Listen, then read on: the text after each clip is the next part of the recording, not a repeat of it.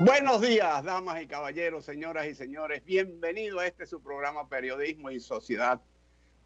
Un espacio abierto, horizontal, donde aireamos información para que usted se forme su propia opinión. Don Licho, bregando con su cámara. Don Gregory, Good morning. bienvenidos. Pero Licho, tú hiciste una adquisición de un artefacto cinematográfico el día pasado que estábamos juntos, que adquiriste a un gran precio y veo que no lo estás utilizando. Ahora está mejor, ahora está mejor. Aquí, el libro está ahí. Yo pienso que te estafaron. Creo que sí.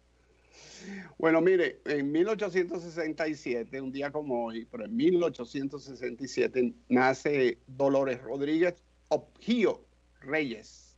Yo no sé si pronuncio bien el apellido, ¿no? Objío. Fue una educadora dominicana, hija del aguerrido revolucionario, poeta y escritor y cronista Manuel Rodríguez Objío. Dolores Rodríguez Objío fue la primera maestra titulada del país.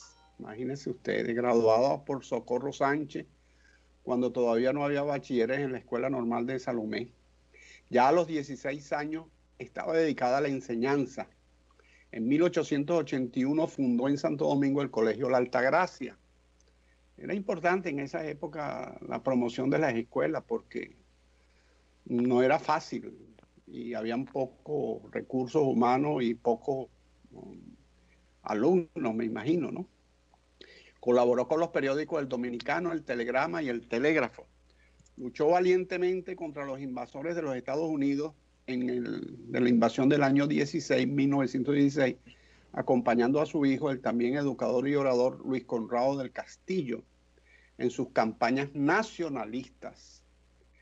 Vivió la trágica muerte de Luis Conrado, al que acompañaba en el viaje que le costó la vida.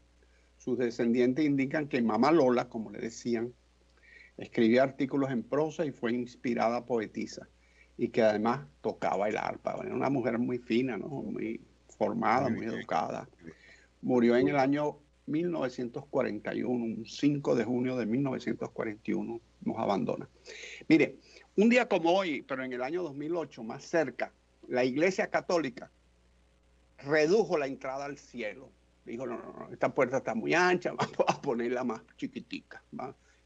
Eran un portón inmenso con dos grandes puertas, puso una entrada de a metro, porque aumentó la lista de los pecados, sumando a los ya existentes.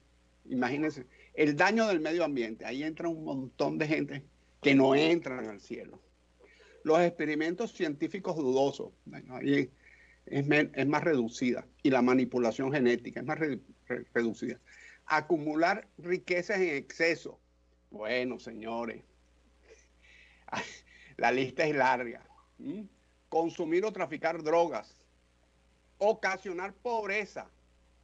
No hablemos más, pues.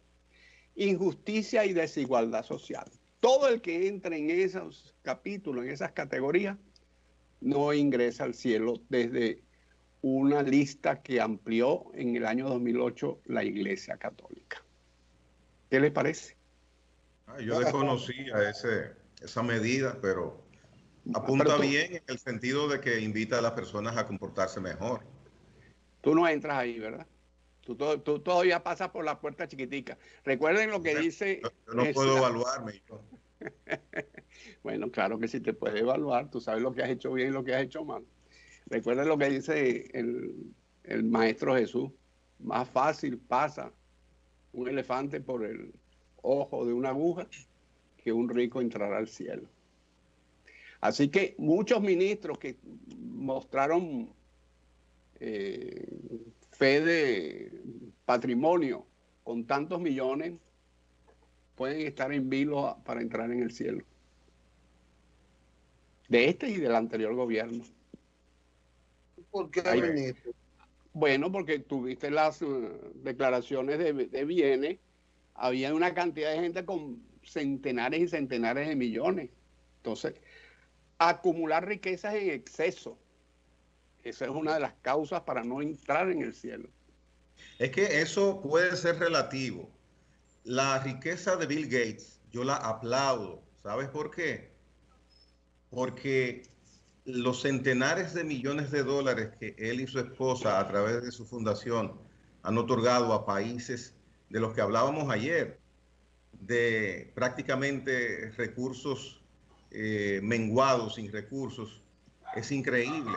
O sea, la labor social que esas dos personas realizan ha salvado miles y miles y miles de vidas si ellos no hubieran intervenido. Claro, está el otro extremo. Una persona que pueda acumular riqueza en exceso y solamente la entregue a la bóveda.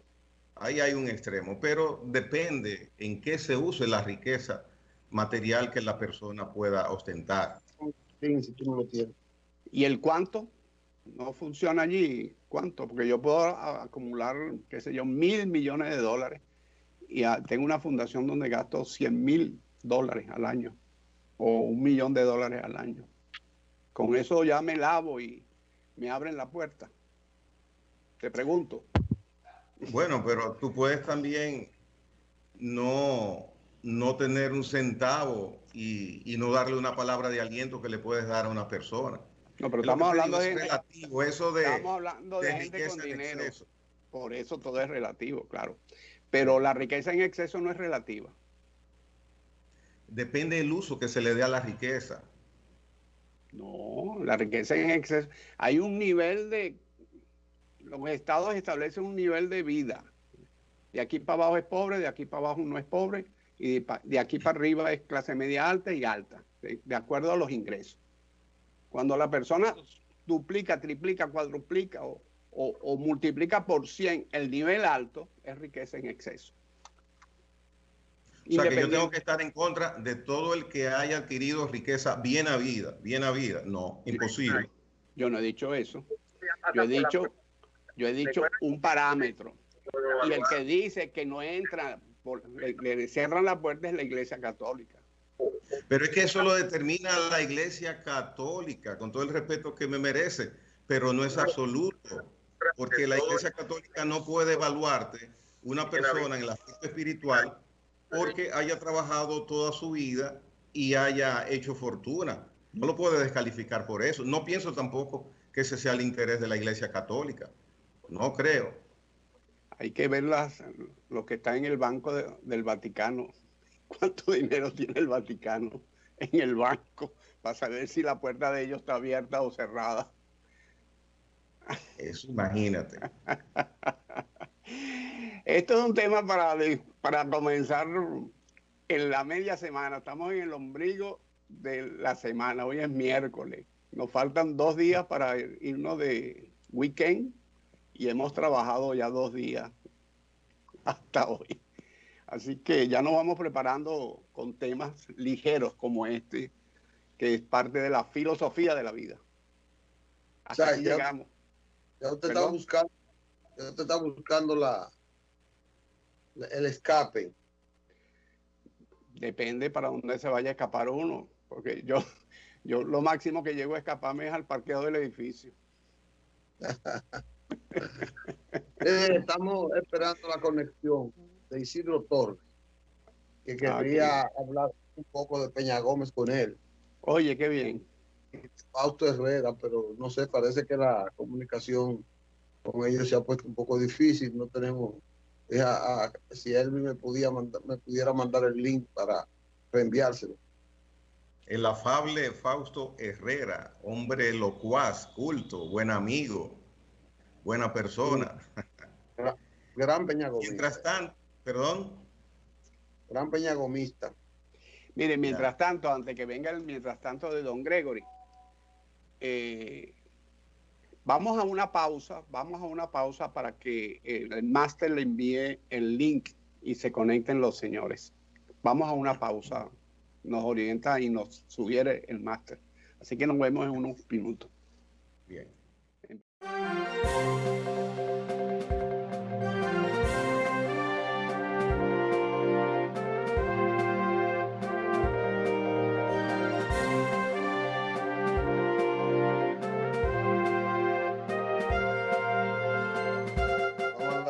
Bueno, nuevamente en el aire, damas y caballeros, señoras y señores. Don Gregory, Cúbrase de gloria. Adelante, señor Matos. Adelante, señor Matos. Bueno, estamos nosotros. Yo quiero resaltar hoy una impronta que ha hecho el gobierno en los últimos días. Que Licho, tiene que ver, Licho, ¿sí? muévete un poco a la izquierda. A mi izquierda. Ajá. Sí, porque estás cierto, Ahí. está. Correcto. Ahí sí. Que quería resaltar las disposiciones del gobierno de impulsar aún más el desarrollo de Santo Domingo, de Santo Domingo Oriental. Y ayer se dio el primer Picasso para la ampliación, la terminación de la avenida ecológica, que es una avenida que proyecta un desahogo de las autopistas de las Américas y que comunica en términos de el tránsito familiar con todo lo que es el municipio.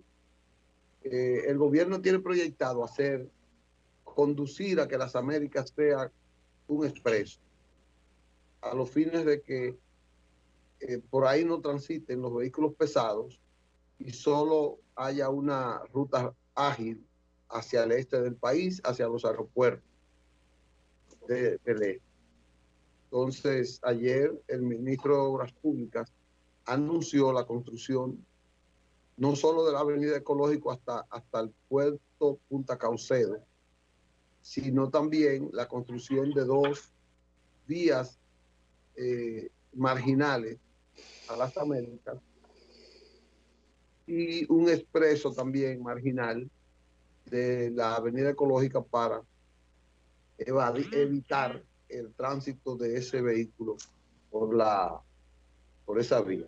Yo quiero también resaltar, porque me corresponde hacerlo, la construcción, porque los barahoneros estaban como con el grito al cielo, de un puente que comunica Apolo con Cabral y de la carretera que une a Cabral con el Peñón. Esa carretera fue destruida cuando el ciclón George y ningún gobierno le había puesto la mano.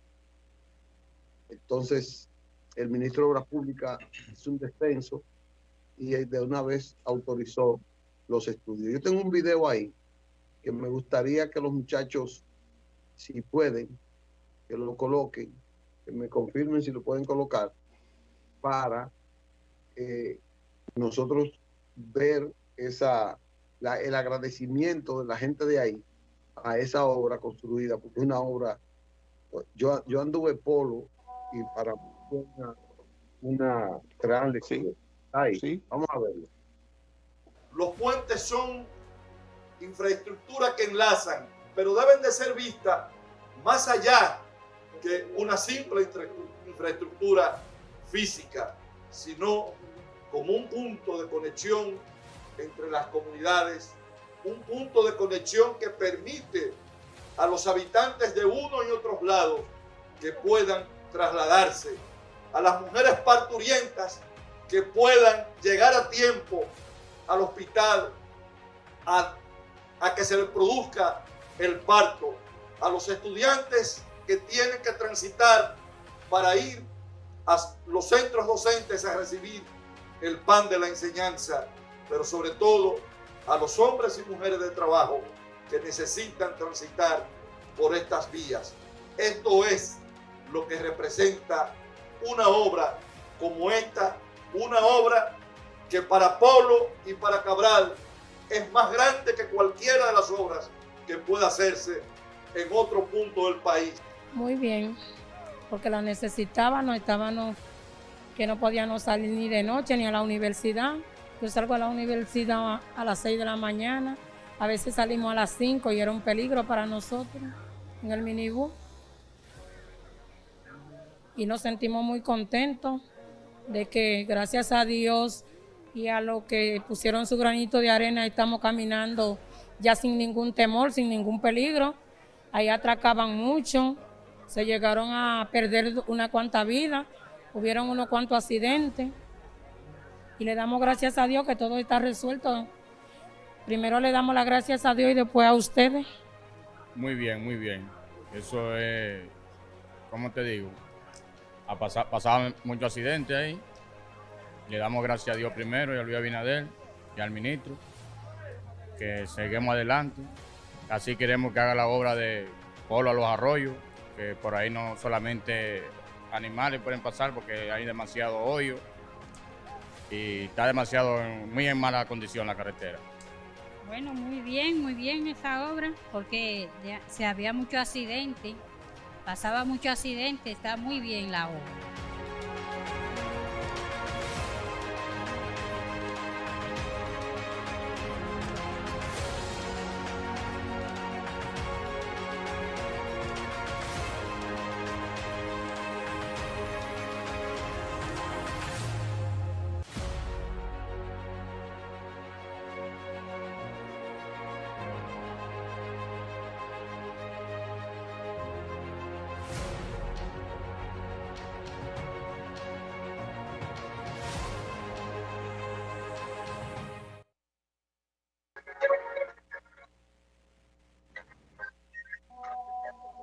Nuevamente en el aire, señoras y señores, después de ver este bien ilustrativo video documental, don Licho, ¿verdad que hay que darle calidad de vida a esas comunidades alejadas para evitar la migración hacia centros poblados donde buscan mayor calidad de vida? Eso es muy sintomático lo que dijo la muchachita esta, que es estudiante universitaria, que levantarse a las 5 de la mañana, tomar una guagua y correr el riesgo de que lo asalten.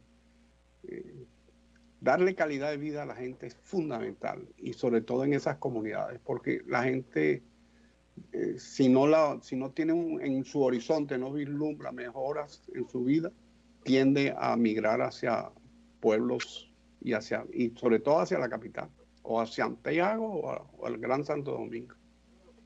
¿Cómo se estaban comunicando las dos comunidades? Porque veo la extensión del puente no es muy largo, no es muy grande, pero se ve que es vital, como lo dijo el ministro. ¿Y cómo entonces la gente cruzaba por ahí todos estos años?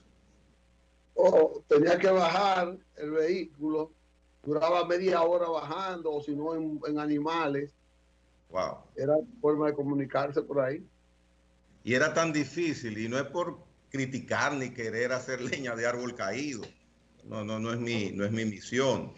Pero era tan difícil, algo tan elemental para tantas personas que viven en esa zona, resolverlo. Sí, yo creo que no era difícil, pero no estaba en la agenda de los beneficios de la gente. Bueno, después hablan y entonces dicen, wow, pero qué criticones son, ¿no? Para eso hay parte también la sensibilidad de la persona, del que puede resolver un problema, determinar esa situación, prender la luz de emergencia y proceder a resolver eso. Yo estoy seguro que eso se resolvió ahí, qué sé yo, 20, 30, 40 millones de pesos. 32 millones de pesos. Exacto. Ahí vemos un personaje que se acerca. Sí, ahí tenemos a Fausto Herrera. Estamos esperando a Isidro Torres. Tú sabes que el doctor José Francisco Peña Gómez cumplió años, hubiera cumplido años el día 6. Fausto produjo una conferencia muy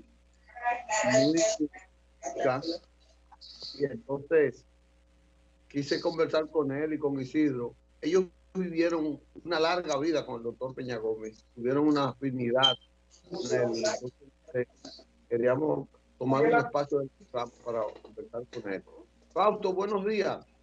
Buenos días, Licho. Buenos días, Gregory. Buenos días, mi amigo. Gracias por su gentil invitación. Aquí estamos para compartir con ustedes esta conversación sobre una figura que marcó la historia política de nuestro país, la República Dominicana, y también de Latinoamérica y el mundo, con su destacada participación cuando surgió prácticamente desde la nada porque fue un perseguido por la injusticia toda su vida. Ese José Francisco Peña Gómez, a que mucha gente se refiere y que las nuevas generaciones desconocen por completo, es necesario que su pensamiento y sus grandes aportes a la democracia dominicana no perezcan ni se mantengan vigentes. Esa es la razón por la cual en estos días nosotros hicimos una conferencia a invitación de la Fundación por los Ideales del doctor Peña Gómez, que preside el gran compañero Fernando González. Allí, en el Club de Obras Públicas, nosotros estuvimos compartiendo con más de 100 personas, guardando la distancia, que asistieron de manera presencial, y otros que la siguieron por YouTube y la siguieron también por Zoom. En esa conferencia nosotros quisimos resaltar un hecho inédito e histórico.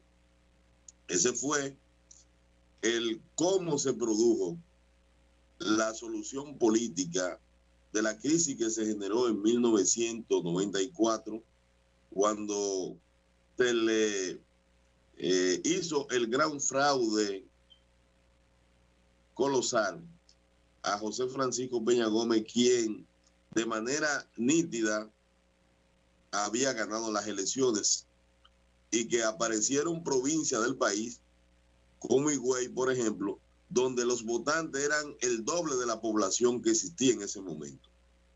Eso fue debidamente comprobado, y los representantes de la Organización de Estados Americanos y los observadores internacionales, incluyendo al expresidente norteamericano Jimmy Carter, conversaron de la situación gravísima, la crisis política muy extrema que se había producido en el país, por cuanto el país se encontraba fraccionado en dos posiciones radicales. La una, la de el cambio democrático que encarnaba José Francisco Peña Gómez, y la otra, la posición continuista de el gobierno que encabezaba el doctor Joaquín Balaguer. La posición era extrema porque incluso en los mandos militares el país estaba dividido y la población estaba mayoritariamente a favor de una acción que posibilitara el acceso de Peña Gómez a la presidencia que había ganado. En esa circunstancia, el doctor José Francisco Peña Gómez orientó a quienes éramos los jóvenes de ese momento y que estábamos al frente de los organismos de masa del partido. A nosotros, junto a Isidro, Fabio Ruiz, el Licho y otros tantos, nos instruyó para que actuáramos en favor de las acciones políticas que debían desarrollarse, que incluso conllevaba la declaratoria de una huelga nacional política, donde se iba a obligar a reconocer la victoria obtenida. Ese hecho se desarrolló mientras que los altas personalidades trataban de alcanzar un tipo de acuerdo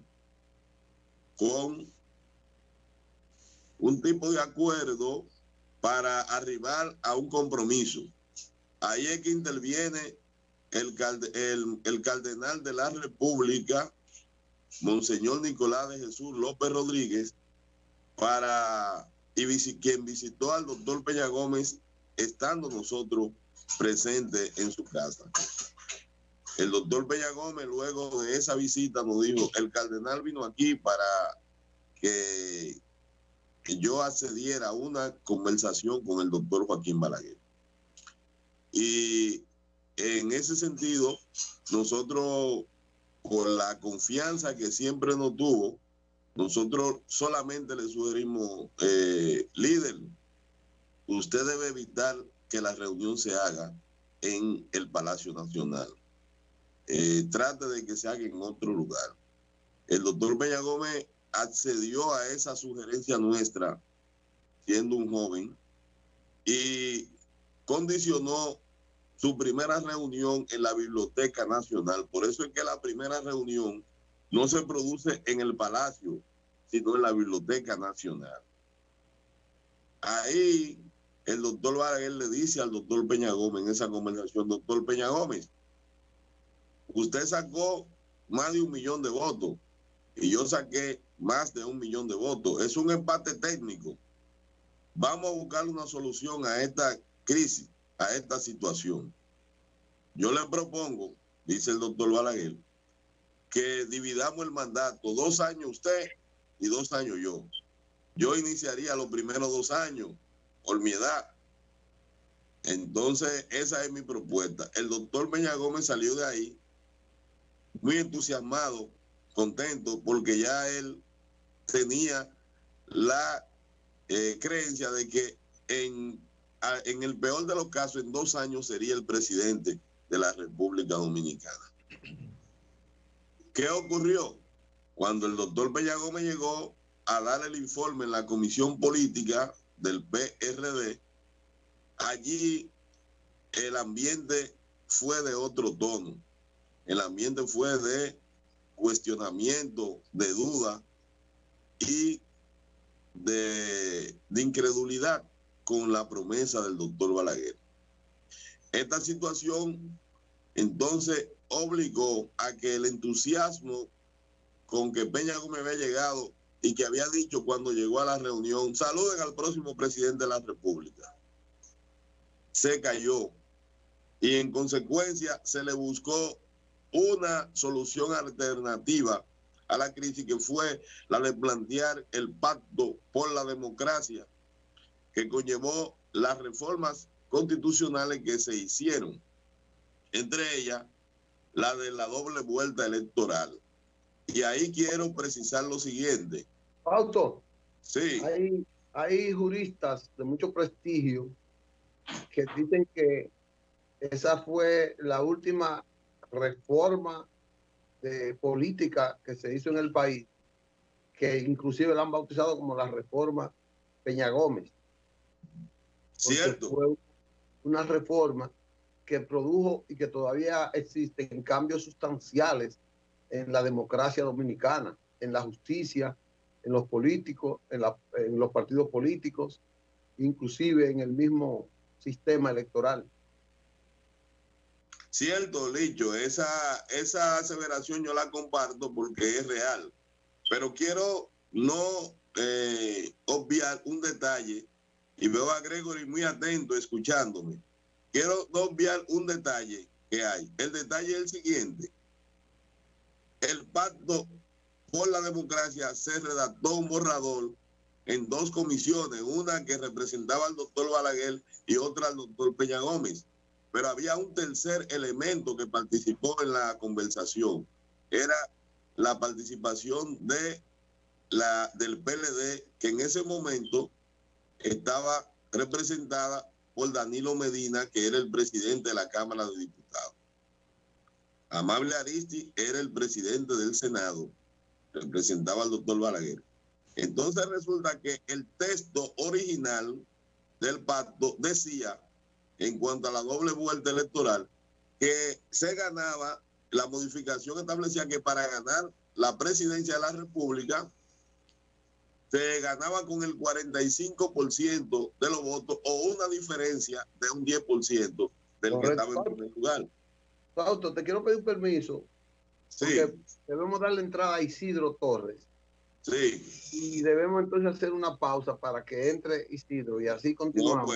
No, continuaremos luego. Está adelante. Yo completo la idea cuando vuelva. Quédate ahí, sí. Sí.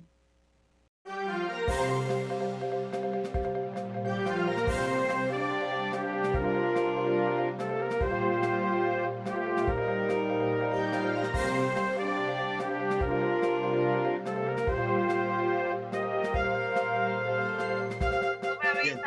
Continuamos con la conversación que hasta este momento vamos desarrollando, escuchando a Fausto Herrera Catalino sobre parte de los episodios más importantes de la vida del doctor José Francisco Peña Gómez.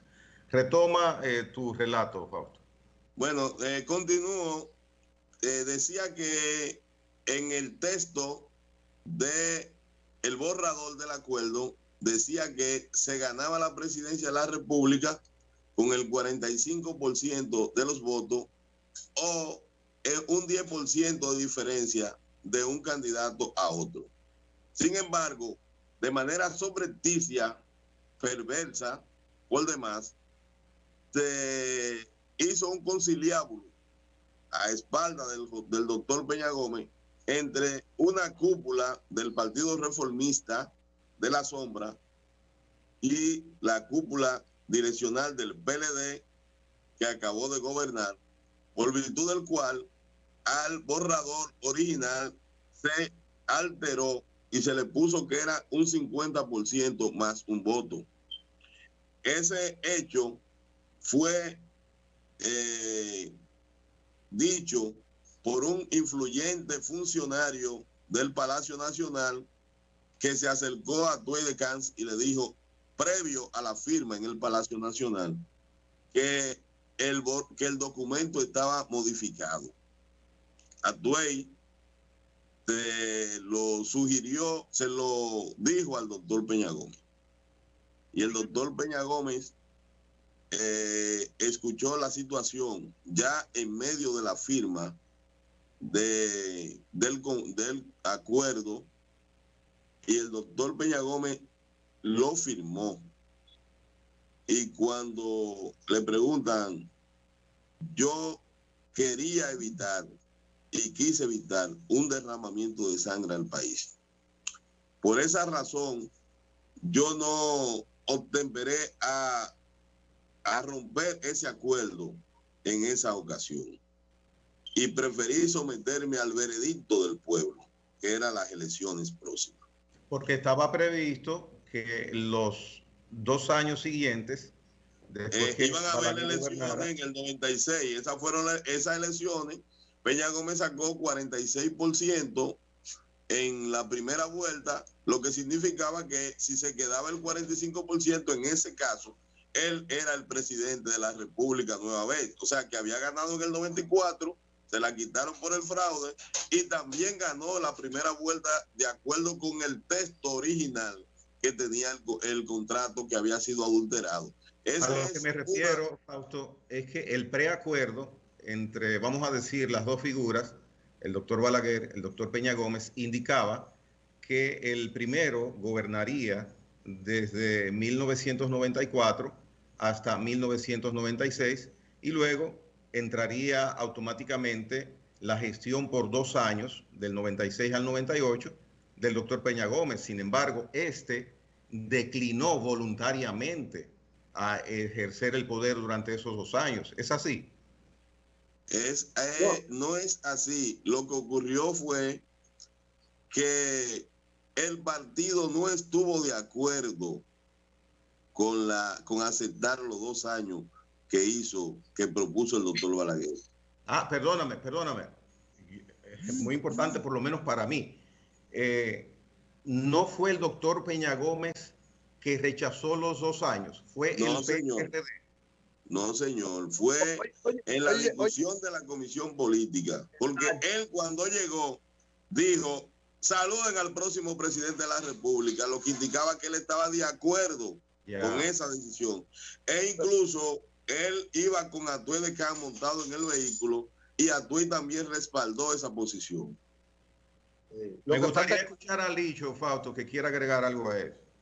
Lo que pasa es que al someterlo a la comisión, a Peña Gómez, un análisis de gente que tenía mucho peso político ahí, para él le convenció de que a él no le convenía ser presidente en esas condiciones. Hugo Tolentino Díaz, Milagros Ortiz Bosch y otros expusieron de que, primero, que no creían que el doctor Balaguer le iba a cumplir, Y en realidad se demostró que el doctor Balaguer no lo iba a cumplir. Porque el doctor Balaguer firmó 2 pactos en la misma noche. O sea, firmó 2 pactos contradictorios la misma noche. Uno con el PLD y otro con el doctor Peña Gómez. Lo que quiere decir que no estaba en disposición de ser leal a ninguno de los dos. Y por eso no fue casual que se rebelaran los reformistas, que se les rebelaran a él en el Congreso. No fue casual que los PLDistas después se beneficiaran del pacto patriótico en favor de ellos, por el doctor Balaguer, porque había un pacto de impedir que el doctor Peña Gómez fuera presidente por un día. Y entonces, eso lo convencieron a él de que a él no le convenía ser presidente en esas condiciones, primero porque al doctor Balaguer no le iba a cumplir, decían ellos en ese tiempo, que se demostró después, fue en la López de Vega la discusión, y segundo, porque ellos decían que el doctor Peña Gómez, que se había cometido un fraude, y que ese fraude, el doctor Peña Gómez iba a ser presidente sobre ese fraude. Y argumentos así. Es de ahí que nace la visión del doctor Peña Gómez de proponer una comisión para elaborar un nuevo acuerdo que eliminaba ya su presidencia y que al doctor Balaguer le daba 18 meses de gobierno. Esa comisión, ahí estuvieron Milton Ray Guevara, Esquea Guerrero, Ramón Alburquerque, y no recuerdo cuál es más. Y el doctor Balaguer nada más nombró a Romero Confesor. Pero de ahí es que sale una serie de iniciativas del doctor Peña Gómez, como la creación del Consejo Nacional de la Magistratura, para modificar el sistema judicial dominicano. De ahí es que sale el voto del dominicano en el exterior, que es fruto de la promesa del doctor Peña Gómez para permitirle a los dominicanos que estaban residiendo en el exterior que pudieran votar aquí y allá. Y hoy hay legisladores en Estados Unidos, sin perder la residencia nuestra, que es fruto de ese acuerdo. Y de ahí sale también la figura de la segunda vuelta que tenemos hoy día. Y de ahí sale la figura de la segunda vuelta, que como dice Fausto, era para un 45% con 10 puntos de distancia, de diferencia, en el que más sacaba. Yo creo que eran 40 con 10 puntos 45. Sí, se habló de 40 al principio y se consensuó en 45, fue así. Pero ¿qué pasa? Que cuando llega al Congreso, repito, yo estaba cuando Ramón Alburquerque regresó del Congreso, llamó al doctor Peña Gómez y le dijo que se retiraran los legisladores del PRD porque los reformistas, en contubernio con el PLD, habían boicoteado el acuerdo con Peña Gómez y habían introducido el acuerdo con Balaguer. Eso no se hacía. Eso no se hacía sin la anuencia de los 2 líderes contra Peña Gómez. Ya. Fausto, quería... Bueno, fue un elemento que Licho también conoce y le agradezco que haya precisado algunos detalles importantes. Fausto. Sí. Quiero conocer cuál es tu evaluación sobre 2 aspectos fundamentales de esa crisis. Primero, la preponderancia que tuvo la manipulación que pudo haber en las elecciones de 1994 en contra del PRD, y luego la decisión del doctor Peña Gómez, o acatando la decisión de su comité político o lo que fuese, pero en sí, la decisión de no aceptar 2 años de Peña Gómez y la situación de las votaciones. ¿Cuál hecho tú lo consideras más significativo? ¿Ese gesto de una persona que tenía 2 años en sus manos para gobernar República Dominicana, sin embargo declinó, y lo que produjo toda esa situación, el manejo inadecuado del proceso electoral de 1994? Bueno, Gregory, ocurre que ese hecho es una acción de grandeza del doctor José Francisco Peña Gómez.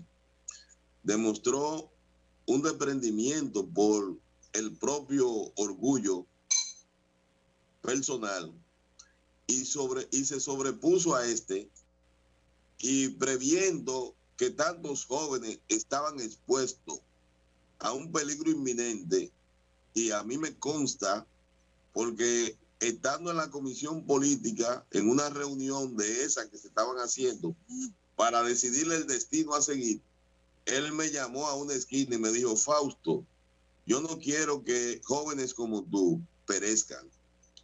Y la situación está muy crítica y yo no quiero cargar otra vez, como ocurrió en 1965, con ser el portavoz de una conflagración entre dominicanos.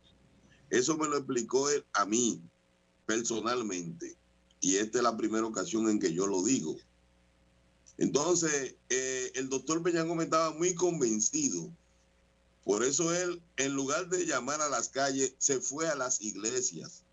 Se fue a rezar a la iglesia, nos convocó a rezar a las iglesias. Y es allí donde se logra calmar el ansia redentora que tenía todo un país de sacar a quienes ya no eran su representación digna. Entonces, el doctor Peña Gómez realmente en esa ocasión se puso muy por encima de todo lo demás, y es un hecho que no se ha aquilatado en la dimensión histórica que tiene. La dimensión histórica que tiene, que la continuidad de la vida democrática del país se preservó con esa decisión del doctor Peña Gómez, con su propia conciencia, porque otras cosas hubiese ocurrido si él acogía incluso sugerencias de países, de naciones que decían: doctor Peña Gómez, estamos dispuestos a auxiliarle si usted reclama el derecho al triunfo que obtuvo. Todo eso ustedes lo saben. Ustedes saben que en Haití, Jean Bertrand Aristide retornó al gobierno después de ser derrocado por la fuerza de los Estados Unidos. Y eso había ocurrido recientemente. Entonces, nosotros valoramos muy profundamente la determinación que tuvo en nombre de todos nosotros el doctor Peña Gómez. Bien. Primero, de tener un sentido para que la vida de toda la gente que él adoraba y quería y por la que luchaba no estuviera expuesta a un inminente peligro.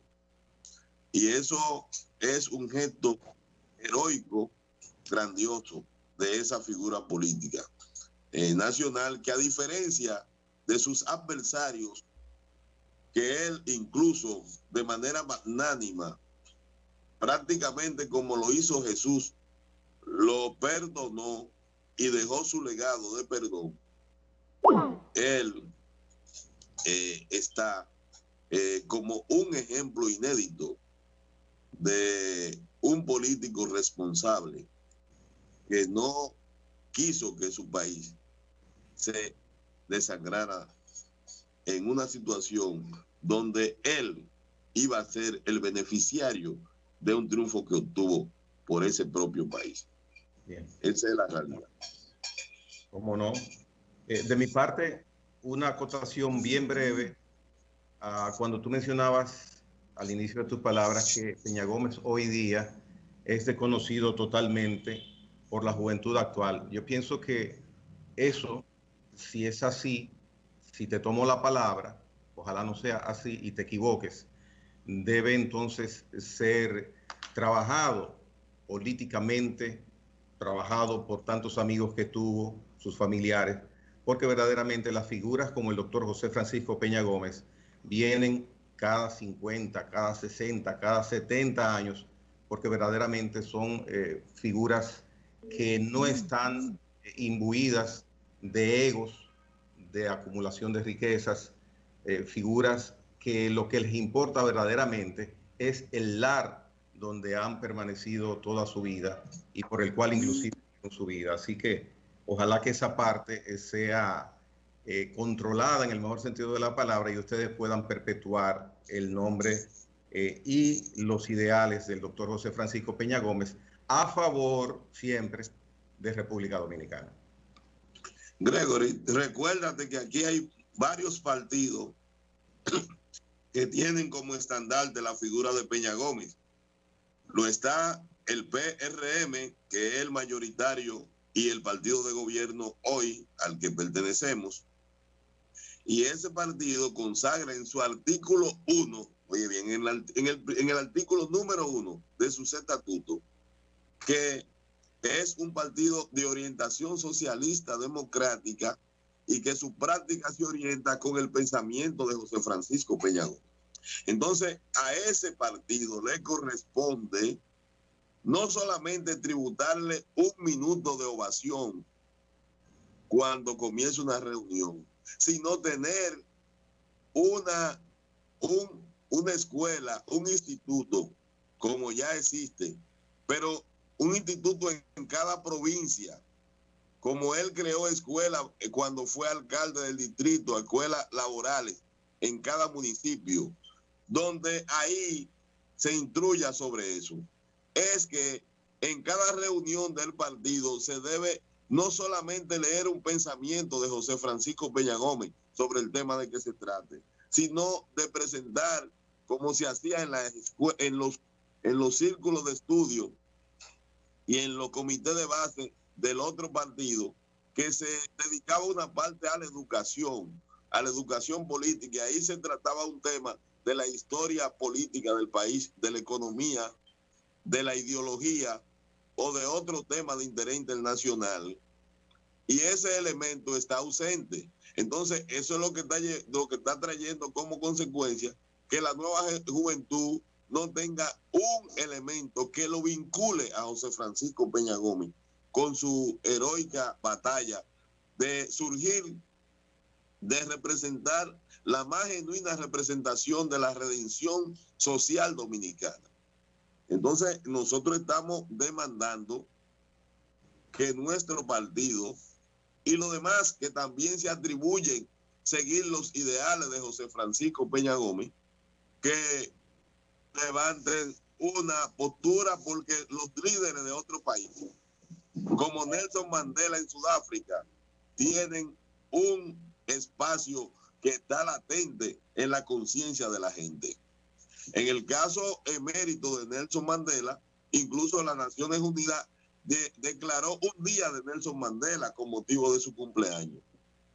Y alrededor de ese tema, todos los años se hace un gran evento mundial de recordatorio y de resaltar los logros y los hechos que dejó Nelson Mandela.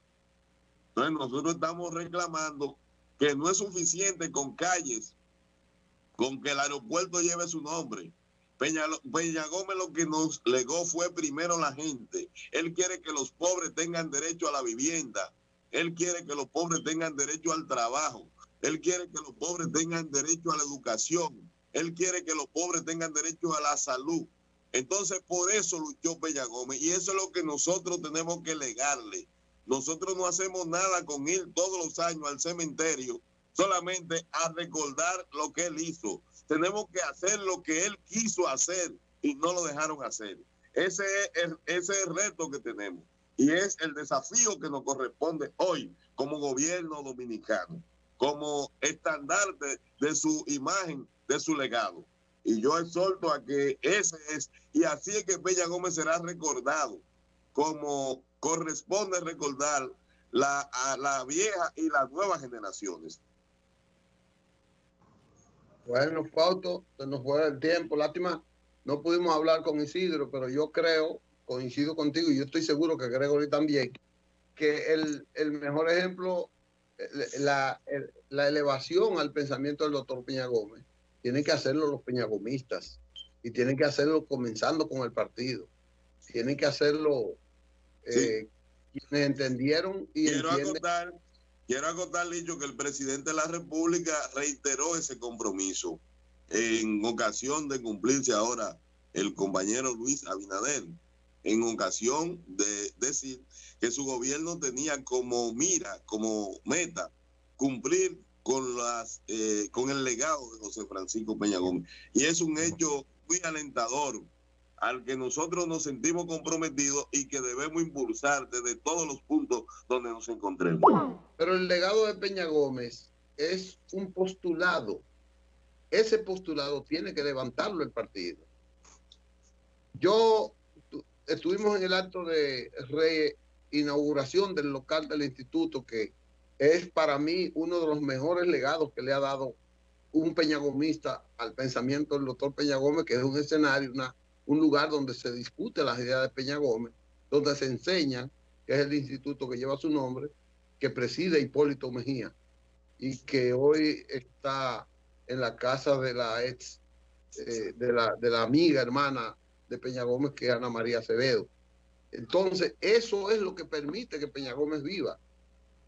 Eso es lo que hemos dicho, que apoyamos eso, que se pongan tantas escuelas y tantas universidades. Por ejemplo, el monumento que tiene Peña Gómez en la 17, en la calle 17, donde hacíamos las grandes manifestaciones, debe ser un centro cultural de múltiples actividades, y esa